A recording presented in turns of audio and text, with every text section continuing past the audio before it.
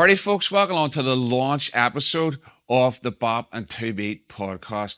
Now, I know for some people that's a strange name, but it's all about the things that we fill our lives with, the things that we are passionate about. And I wanted to create a podcast that give people the platform to talk about their obsessions, their hobbies, their hopes, their dreams, all sorts of stuff. And it all stems from probably one of my most memorable things at school, which was whenever we were able to get out, we went to a wee bakery at the top of the lane. It was called the Bop Shop. And in there, we were introduced to something called the Bop and Two Beat, which was a Belfast bop that was lard with butter, and then they threw two sausage rolls in it. And I thought that was a great title for a podcast in terms of talking about the things that we fill our lives with, that what we stuff our life full with. And we're going to have lots of people on from lots of different backgrounds. You may know that I've done podcasts before on cultural stuff, on community-based things, and even from a justice point of view as well. But this is just going to be about people, their obsessions, and how they fill their lives with those things. So come along and join us for the ride and find out what people are filling their lives with.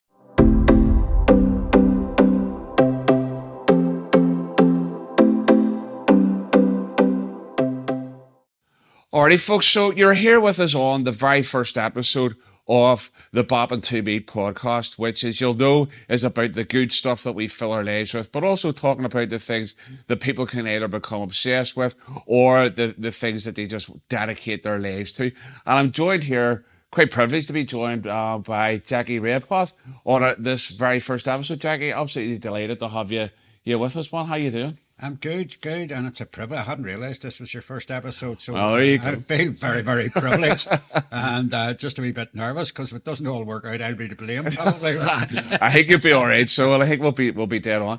Jackie, I know that you're well known around obviously the Shankill area and stuff, but maybe this is going to a wider audience. Maybe it'd be useful for people to get a wee bit of an introduction to who you are. Maybe not about what you do, but just who you are, and then we'll delve into some of the things that you've filled your life with in a wee minute or two. Yeah, well, my name's Jackie Redpath, as you've said, as I'm introduced, and I work now as chief executive of the Greater Shankill Partnership in Belfast. And it's in a neighbourhood of Belfast which saw a lot of the troubles, a lot of the violence that happened during the troubles. But it's also a part of Belfast, like many former industrial cities, that suffers from very severe deprivation on quite a number of fronts. And my job of work in the Shankill Partnership is that we are a community-based, community-led regeneration agency seeking to right the wrongs of the past in terms of the levels of deprivation that exist here and to chart a way forward strategically, as well as doing stuff on the ground every day, but also strategically for this community so that it has, a good and productive future. So I've been working at that sort of stuff all my working life, and that's been a long time. Right, okay. Well, let's talk a wee bit about that, though. So you're saying that it's been a long time. So what has motivated you to kind of fill whatever amount of time it is that you've been doing this here in terms of dedicating your life to community development in the Shankill area? I'm doing a quick calculation, and it's actually 52 years I've been working at this. So, yeah, and I've never thought of it really like that before, because in many ways it seems like yesterday, although I think the older you get, the faster time seems to go because it's more limited. But even looking back, like I do look back sometimes. I'm a Terrain, so I'm very sort of earthy, and rooted. And I would think back, somebody talked about something that happened 30 years ago, and then I'd go back 30 years before that and think of what I was doing, so it has been a long time. And, my commitment to it is just because it's where I'm from. I'm part of this community. It's what I was born into. It's what made me what I am, for better or for worse. And it's where I belong. And some people look and say, that's an amazing commitment. And I don't see it like that. It might have been braver. There's a way in which I could see the length of time that I've been committed to this as doing something very safe. Right. Now, that mightn't seem to people on the outside, somewhere like the Shankill that's had a lot of violence and a lot of deprivation and difficulties, as being a particularly safe place. But when you live here, it is a safe place. Yeah. And, you know, the safety of what you know would maybe have been a factor of me and stepping out. It might have taken a lot more bravery to have stepped out somewhere else. But this is what I know. And I don't really know why. It's what I'm committed to. It's what I believe in. I do think if you want to see a difference happening, and that does drive me, that you need to be in for a long haul. You know, you can't just leapfrog from one thing to another, for me anyway. Yeah. And I think that's been an important thing, to see that longevity and commitment to something where you can actually see the difference of what's happening. Sure. Is there anything that you can think of when you look back that was like a motivating incident or something that took place that made you go, I'm getting involved in something, I'm going to get involved in doing something that's for the betterment of my community? What was that? It was anger, really. You know, I mean, well, first of all, I don't know how much it resonates outside Northern Ireland, but, you know, I had a very religious upbringing that was like an evangelical, Protestant evangelical upbringing, where, you know, you were saturated in you know, the notion of converting other people, you know.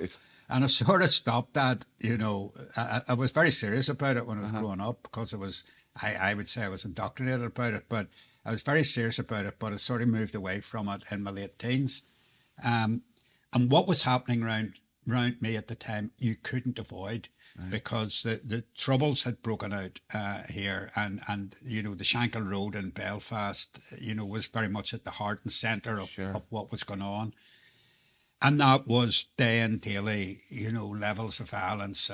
But then, as well as that, you had a massive process of redevelopment going on. You know, the Shankill community, like many inner city communities throughout the British Isles, was you know, made up of slums. You know, slum housing that were over well over 100 years old. So they were knocking all those down, and it was a very inhumane process that was going on. It was destroying a community. It was hollowing out a community. And on top of that, you then had Belfast's industrial base disintegrating. You know, the heavy industries, like happened in many industrial British cities and elsewhere.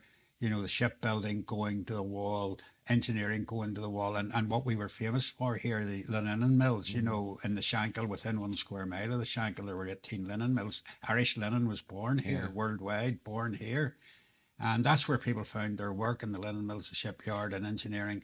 And all of those were going at the same time. So you had what we call, like in this community, a perfect storm that hit us, of industrial collapse and the jobs going with it, of massive redevelopment. So you were losing your job, you were losing your house, the bulldozer at the end of the street, and it was mad violence going on at the same time. You know, work that out. Yeah. No, it's that kind of a flux for everybody. You couldn't avoid it. That's what you were living in, and you had to do something. And you had directions you could go in. Right. You know, I was brought up in a very religious direction. At this point where all this broke, I had sort of moved away from that, which was a process, but I'd moved away from it. But I still had a commitment to people that I'd learned from that. You know, I did take some good stuff out of it.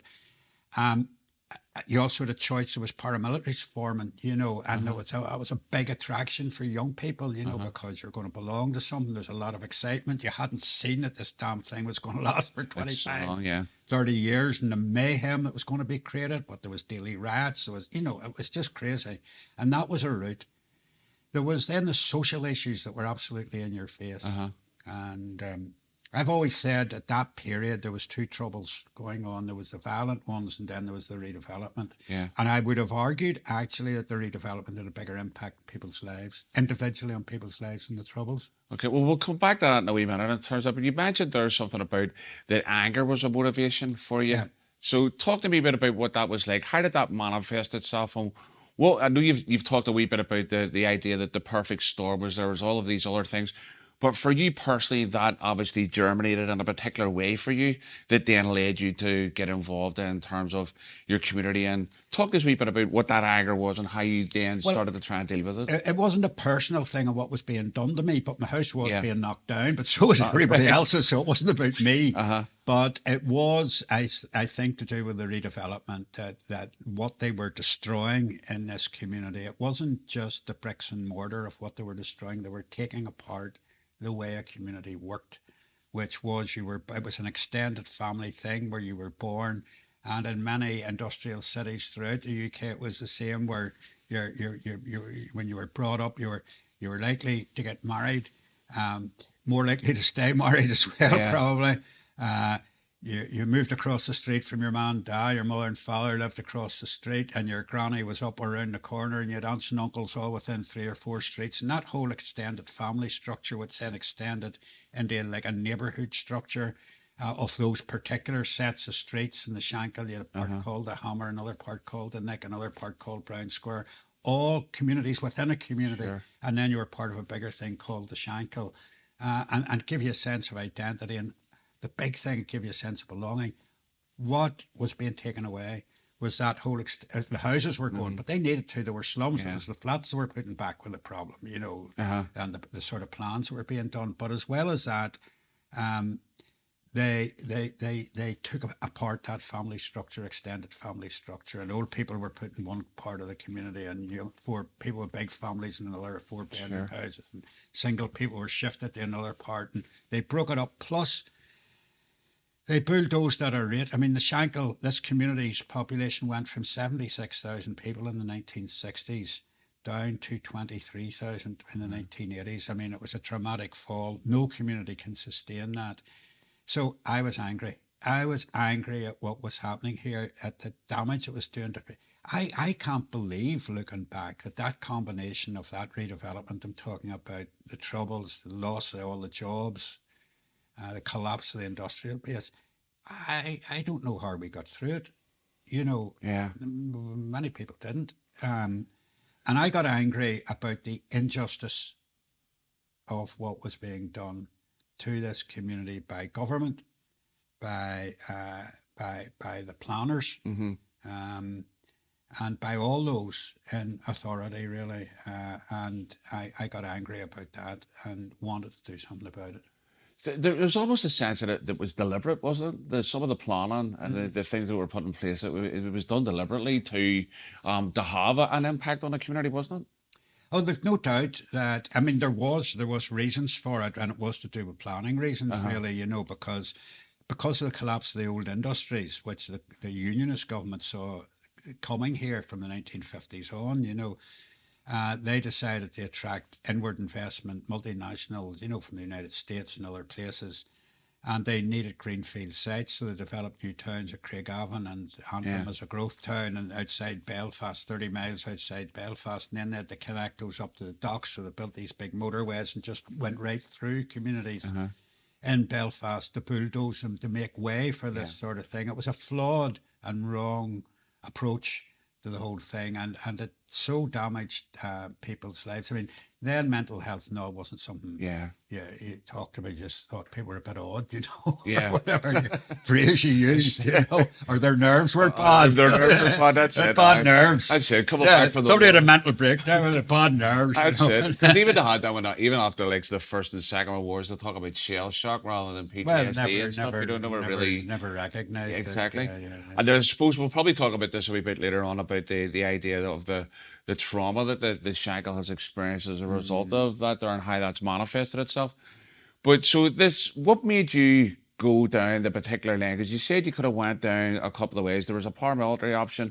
There was this community development option. There was a religious option, and I suppose I made. I suppose one of the things that saved me from joining paramilitary at the time was the religion stuff, because at that point, I would have been fodder for it, 16, 17, 18. I was still into the religious stuff. I was very ardent, like I was extreme about it, and in a sense I've always been extreme about whatever I've been doing, that carried over, You're all in. Whatever I was going to do, it was going to be 120%, which has got strengths and weaknesses to it, And that probably stopped me from joining a paramilitary religious stuff. And then when I saw the other stuff happening, it was a process, because the religion, it was because of the process I went through in leaving the church that I was brought up in, which was, on the Shankill here, where, they were driving in at night, and, they used to have gospel meetings on a Sunday night at 7 o'clock, which was there to convert people, it's why you were there. And they moved them to 4 PM so as they could get out with their cars before the rats started. Right, The rats okay. were like every night. And I thought, this isn't right. And I remember asking for the loan of the church hall, because all the young people, now it would be called peer youth work. I didn't know what it was then, but we were out. We were out to talk to them about God and bring them into the church hall. But they'd built a new one and they wouldn't give us it. Said people might put cigarettes out. Right. Okay. So we got a wee community house and opened it up.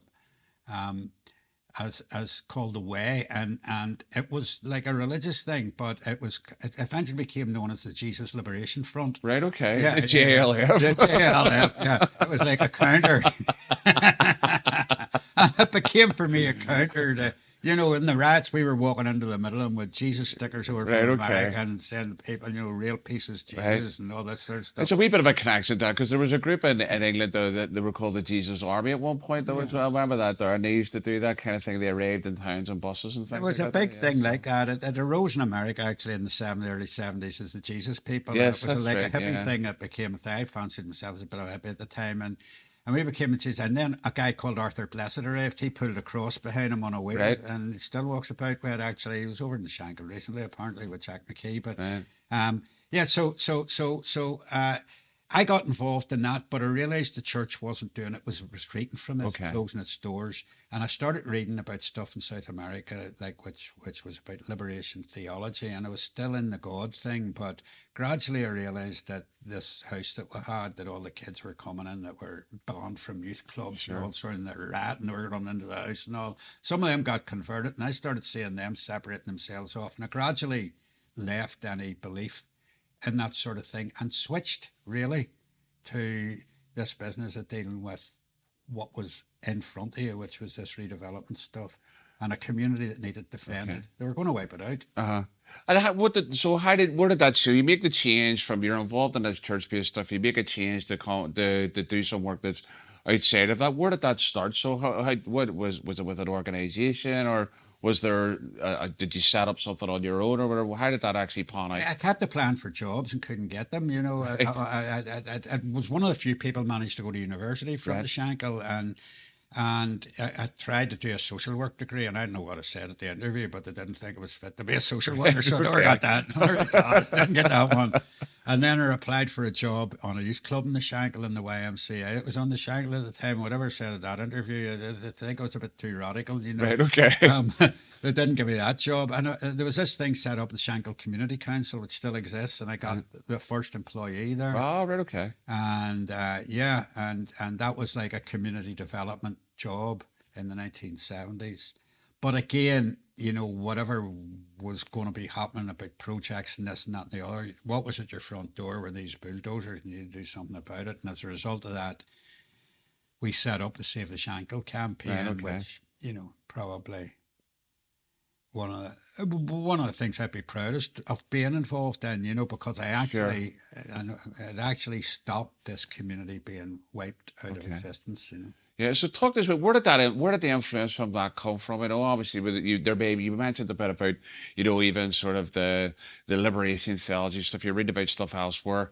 Were there any other things that you were either reading or people that you were encountering with that kind of influenced you to, that helped shape some of your ideas and some of the things that you were thinking about doing?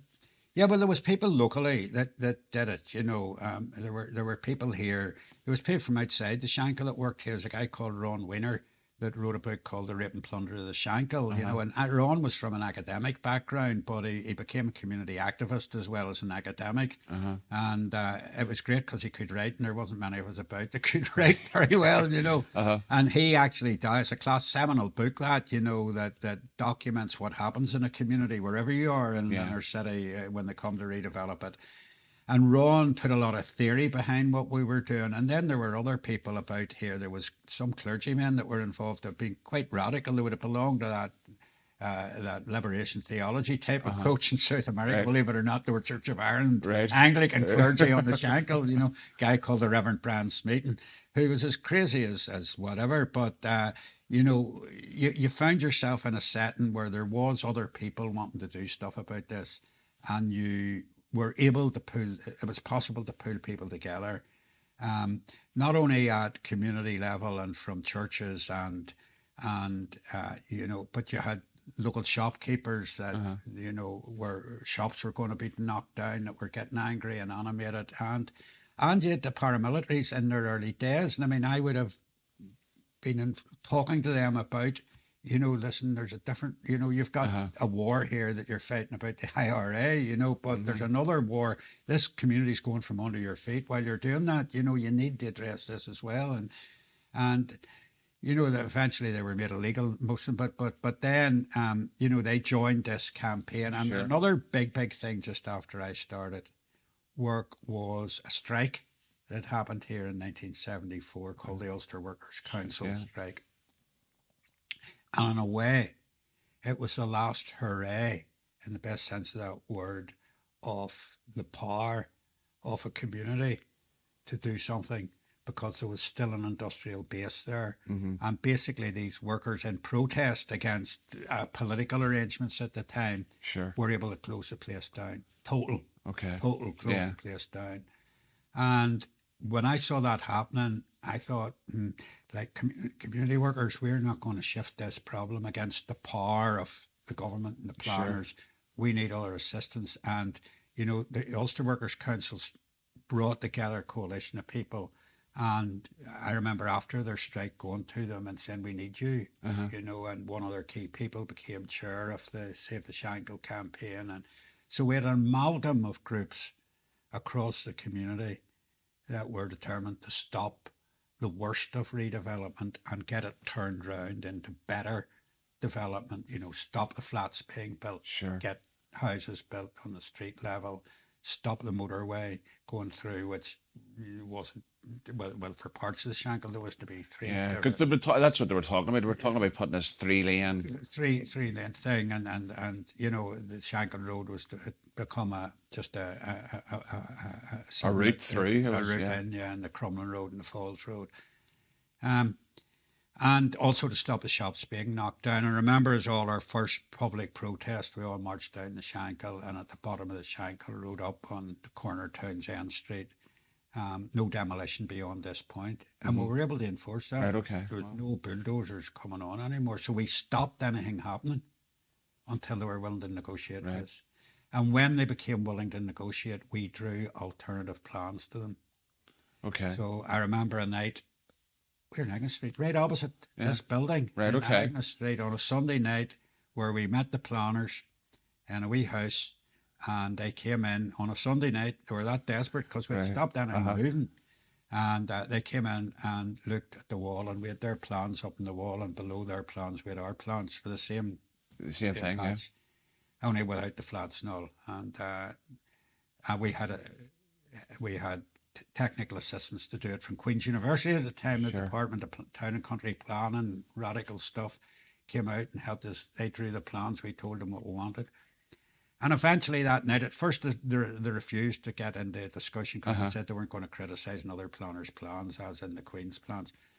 But eventually they came talking, and, eventually what we wanted began to be implemented. And they stopped building the flats in the end. They had to take them down, the big Weetabix flats that were built.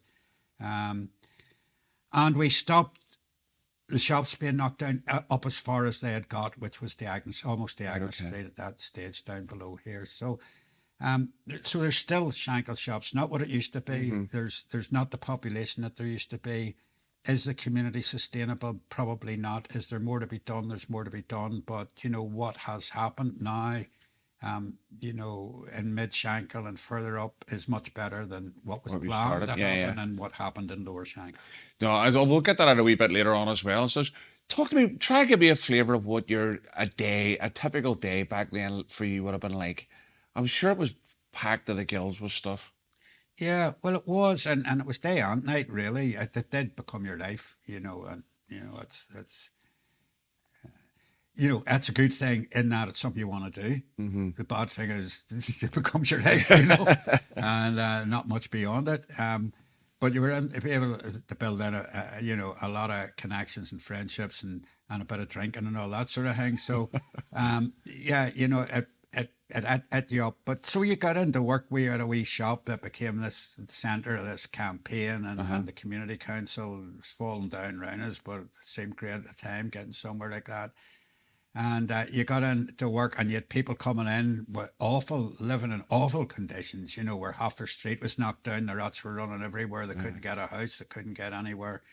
And they were, you know, so there was one-to-one stuff where people were looking help and assistance and push their case. And then there was all the campaigning and the organising around it. It was just a whole day like that, and it was people coming and going. It was a totally different sort of way of working. You couldn't do it now. You wouldn't. You wouldn't be able to do it now.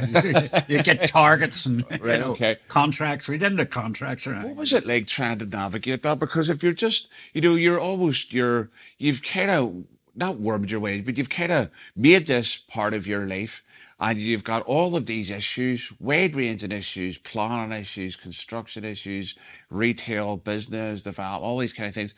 And people are coming to you with issues, and here, can you help us with this? What was it like trying to navigate your way through that, and then trying to find the right people to connect with and try and feel like you're actually making progress? And I suppose for the people who were coming to you to actually see that you were making progress. Yeah. Well, I think there was some things about that. Well, the first thing is it was exciting, you know, and when you're younger, that's you know, you have loads of energy, and that excitement was something that was good. You know, you had a reason for getting up. You were motivated, and you had a reason. Also, we had quick wins, Right. and it's important in a campaign, whatever it is, to have some quick wins, because you can't sustain campaigns. Campaigns, by definition, have a life shelf. Yeah. Or shelf life. Yeah. Either way, it works. I don't know what came out there, but yeah. You can't maintain that, you know, so you have to have quick wins, and you have to be able to show gains. So some of those quick wins can be negative, like we stopped the bulldozers, pretty sharpish, you know, you won't be knocking any more down to talk to us, you know. And then we started getting houses built that people could see were on a street pattern, that were the sort of thing they understood and wanted to live in, and that brought all the community together, didn't separate elderly people off in one part and old people's homes, and, you know, Sure. big families somewhere else and all this. So people started to see that happening. But at the same time, because it was about community development, not just about the campaigns, I suppose I'd call that community action. But community development was about bringing people together and then working together on positive things to make things happen around the arts, around culture, around, you know, there was a lot of things came later as very important to us about education under achievement. But then the achievement was just getting to school without getting killed through the streets and the troubles and the riots and what was burning still from the night before and all. You know, you got to school, that was a big thing, you know, never mind what you were learning, or not learning. But so there was good dynamic in the community, and because you were under threat and felt you were under threat, what you had was community cohesion. And that was something we lost later, maybe. So that's a very important factor. You could not exaggerate the importance of having a sense of belonging. Whatever that sense of belonging it's is. almost like a basic human need. We're built to belong. You know, human beings are built to belong. And when you take that away from us, then inevitably problems and things come with it, because people start trying to fill the void with something else. You need to find connection in some shape or form, don't you? You need to find that, and we are social beings, and that sense of belonging was where you lived, you know, then in terms of the Shankill. And then when somebody threatens it from the outside, whether it was the IRA then, or whether it was the planners or whatever it was, it strengthened your resolve and your sense of togetherness. there's an ill health in that as well. Yeah. You know, there's another side to that, which is you get closed off from anything from the outside. Yeah. Because you have such a strong sense of community, you repel everything coming from the outside. And we always need outside influences. You know, inside it becomes incestuous in the lesser sense of that term. It's difficult to walk a balance with that, because you're caught in between the wanting to do stuff for this community, but it's like, oh, but we need to bond together. And because some of the stuff that the community was facing at the time was seen to be like that outside influence, it could almost be, let's put a shield up and let's keep it in. And when you asked me, you know, I mean, there's a couple of things about that. You asked me about something that I would have been reading, or was there something I read? And it was much more recent than that. In recent times I read this, but it made sense of a lot back there that kept you going. And that there's this guy that I would read a lot of his stuff, Deepak Chopra. And he wrote a lovely wee book called The Way of the Wizard, which is this invention of Merlin talking to Arthur and instructing him in the way of the wizard. All right, okay. And there's this wee bit in it where he says to Arthur, the whole banquet is in the first mouthful. And in a way, like when you're starting out on your journey in work or life or whatever, you know, everything's new. Mm-hmm. It's always you're tasting the first mouthful, and everything, you know, it's like whatever you're going to get the rest of the time, it's all in that first mouthful. That's good. I like that. And that really gets you moving. The trick in life is to keep it fresh like that. It's always a first mouthful. Like, it's always like a first stale, you know. Yeah. And that is the wee lesson, the depth of that Yeah. lesson, you know, to keep things always new and fresh, you know. But in a way, reading that tells me why that was such an amazing time. It was great. Alrighty, folks, that's the end of our very first episode here on the Bob and Toomey podcast. That was part one of our chat with Jackie Redpath, community activist on the Shankill Road. Make sure you join us next week for part two.